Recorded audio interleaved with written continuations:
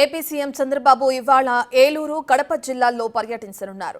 ఉదయం నూజివీడు నియోజకవర్గం, ఆగిరిపల్లి మండలం వడ్లమానులో సీఎం పర్యటిస్తారు. నూజివీడు నియోజకవర్గంలో నిర్వహించే జ్యోతిబాపులే జయంతి వేడుకల్లో పాల్గొంటారు. దాదాపు 7,000 మంది బీసీ లబ్ధిదారులకు స్వయం ఉపాధి రాయితీ రుణ మంజూరు పత్రాలను అందించనున్నారు. ఇందులో 80 కోట్ల రాయితీని, మరో 80 కోట్ల బ్యాంకు రుణాన్ని విడుదల చేస్తారు.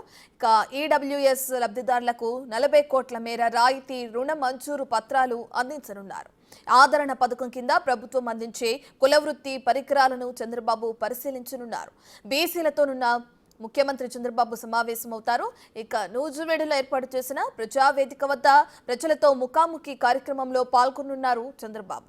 మధ్యాహ్నం నూజివీడు నియోజకవర్గ టీడీపీ కార్యకర్తలతో ప్రత్యేక సమావేశమవుతారు. నూజివీడు పర్యటన అనంతరం చంద్రబాబు కన్నవరం నుంచి కడపకు వెళ్తారు. సాయంత్రం ఒంటిమిట్ట కోదండ రామస్వామికి పట్టు వస్త్రాలు సమర్పించనున్నారు సీఎం దంపతులు. ముత్యాల తలంబ్రాలు సమర్పించి స్వామివారి కళ్యాణంలో పాల్గొంటారు.